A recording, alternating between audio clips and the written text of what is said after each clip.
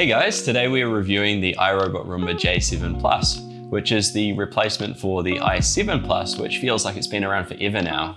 It's probably, well, at least arguably the best-selling robot vacuum of all time, largely because it was also the first to have an auto empty dock. I've had the J7 Plus for a while now, but if I think back to my first impressions, the very first thing that I noticed was that the base is tiny. It's much, much smaller than what you get an impression from the photos, and it looks really cool. Instead of a clunky looking thing, it feels like it's really one unit now. And the robot itself, I feel like I've been saying this in all the videos lately, but it looks really cool. I think that these robot vacuum companies have finally stopped letting the software designers do the design of it.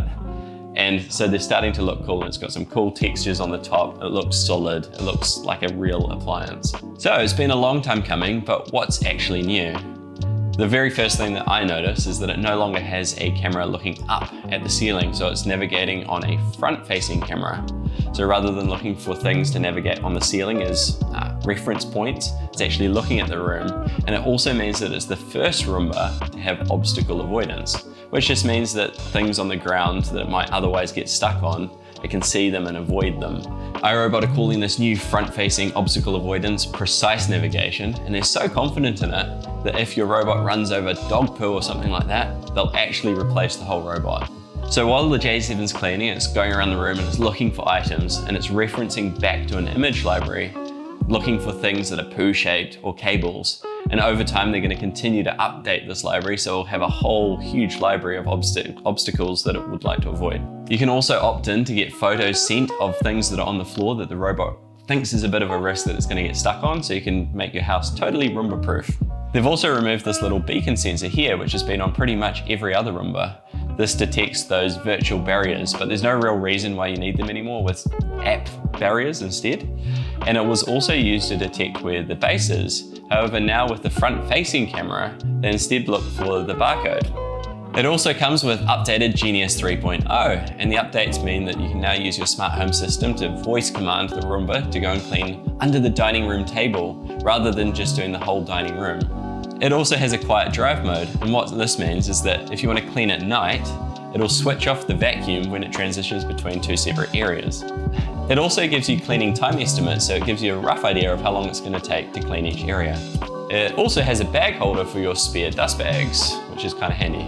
It's also the quietest robot that we've tested because it actually has reduced airflow, which is the opposite direction that most other brands are taking it. But it still does really well on the vacuuming performance, as you'll see later on, due to some of the other innovations. So as I said, one of the biggest differences is the camera is now front-facing. And I think that they've opted to do this because they're relying more and more on that floor tracking optical sensor on the bottom of the robot. As a result, the front-facing camera is served better to look for obstacles on the ground and is a secondary positional navigation system. This means that while the Roomba is creating its map, it's a little bit more clumsy, a little less satisfying than some other options on the market. Just to be clear, the robot will cover the whole room, and it is still pretty methodical, but it's a little bit jerky and it's not quite as satisfying to a robot geek like me. However, you're probably not going to really care if you're out laying on the beach. So as I said, the auto empty station is using a totally new design, but it still uses the same system to actually empty the robot. So when the robot returns to base to charge itself, it will empty itself out through this port, and it will be sucked through the base into here. And the base itself can hold up to 60 days of cleaning. I absolutely love the design of the base. It's really small and compact. It didn't make sense that in the past they were tall and skinny because it actually meant that it was taking up a lot more visual space in your house because the robot was the same width anyway. So it feels a lot more compact and it's fitting a lot more in because it also holds the spare dust bags. The little details like this little leather tag is really cool with the embossed iRobot logo. It just feels like this is probably the way that they should all be going. The iRobot auto empty stations have always been really good compared with some of the other competitor options. They don't seem to get stuff jammed even if they get really full. And this is partly down to how it empties itself, but it's also partly down to the dustbin full sensor on the iRobot, which is a patent. This means that the robot will detect when the dustbin's full and return to base before it compacts it too much to actually be able to extract it. An interesting thing is that while all the other brands are competing for higher and higher suction figures, iRobot are still relying on patents that allow them to clean smarter and not harder. As a result, they haven't even published the suction figures for the J7, and the airflow is significantly lower than most other options in its price range. Instead, they have patented the dual roller brush. The theory is that the first brush goes over and loosens any hair or debris, and the second scoops it up into the dustbin. Things like pet or human hair obviously don't take much suction power because they're very light, but they do tend to get caught in the carpet fibres. A single rubber brush is usually about 15 to 20% worse at picking up pet hair than the more common bristled brush. But because the rubber brush only gets a fraction of the hair tangled, it's still a better option in most homes. The double roller brushes on the Roomba do slightly better than a single bristled brush, while still not getting any hair tangled, so it's definitely the best option for pet hair on carpet. As a result, the J7 got 100% of the piles of hair that we tested on it, and 90% of it made it into the dustbin without wrapping on the brush. Because it's not relying on suction power, it's by far the quietest iRobot that we've ever tested, way quieter than the previous 900 series.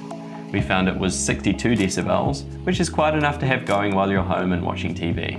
It still does really well at deep cleaning on fine and large debris. We tested it with seeds on a medium to deep pile carpet and it removed all of them, but when we weighed the results it only got 90% into the dustbin because quite a lot had got stuck to the brushes. I think this is probably due to static buildup on the rubber, and it's probably a fairly unique situation due to the types of seeds we're using, and it did work well in the real world. Again, it was working smarter, not harder, and it was helped out by the dirt detect feature, another iRobot patent. Essentially, when the robot detects that the dustbin is filling more quickly, it will repeat that area until the debris is removed from the floor. To test its performance on larger debris, we used Fruit Loops.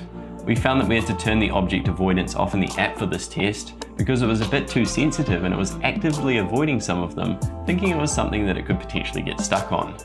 Once we switched it off, we found that it did a perfect job, probably the best or equal to the best that we've ever tested. On the hard floor, we also used the Fruit Loops, and again it got them all without any trouble. The side brush is effective, and it doesn't flick stuff everywhere like some of its competitors. It only has one side brush, but remember, it will always align that same side to the wall so a second one is actually unnecessary. It got 85% of the coffee powder that we spilled. This is the only test we found where the dual roller brushes don't really help much, as it's more likely to crush it than sweep it, and instead it relies on suction power. Again, in the real world, it's not a huge issue, but don't pick the J7 to clean the floors of your coffee roastery. We also tested it again with seeds on the hard floor, and it got 94%, which is pretty good. It doesn't have a mop attached, instead it pairs with the Brava M6, which we've reviewed separately. As you can see, the battery is low at the moment because it's not on charge, so we can't start a clean right now. However, we can create a new job. We can select a room, we can send it to clean a specific one, or we can just tick that we want it to clean everywhere. We can also save these as favorites, and we can add them to custom cleaning schedules. So for example, we might want to clean the kitchen and the dining room after breakfast every morning because the kids make a mess. We can do that in a schedule, and then we can clean the rest of the house later on, or we could choose to do certain parts at night away from the bedrooms. You can see all of the different maps that we've got saved here. The J7, I believe, can save up to 10 different maps. So if you've got multi-level home, that's really good, and you can add no-go zones and virtual barriers to all of them.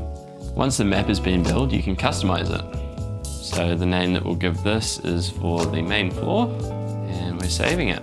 The robots tried to automatically detect where to split the rooms, but now we can change it and customize it because it may not be quite right. So we can draw in a divider like so and rotate it around. In this case, we might add it to the bigger room because we want to have that on a separate cleaning schedule. Then you can label the rooms. As it says, it's better not to use the emojis because you can use these rooms for the voice commands. You can just tell your Roomba to go and clean the kitchen or the living room or whatever you've named your room. So there are a bunch of set room names that you can select from, or you can add custom ones. As you can see, looking at the map, it also shows which is carpet or which is hard floor by the pattern on the room. Once you've gone through the simple guided setup, you can now clean by the room. If we have any items that are particularly fragile or delicate, or there's something that the robot isn't detecting and it's still getting stuck, the keep out zone is super useful, and I think most people probably use this. By going into the map editor and then into zones, we can simply add a keep out zone by dragging it and dropping it onto the map, surrounding the area that we want it to stay out of, and the robot will no longer cross that line. This is more useful than it may initially seem because it's what allows you to get the robot to clean every single time without ever getting stuck, unless you do something a bit silly. You also have the option to add a clean zone. This is useful because you can put it underneath the dining room table, for example, and set up a specific cleaning zone. So you don't have to clean even the whole room, you can just set it to come and clean just underneath the table where the kids have dropped all the food. As we go down, you can see our favorited cleaning schedules, or we can create a new one here. It's a little bit like setting up an alarm on your phone.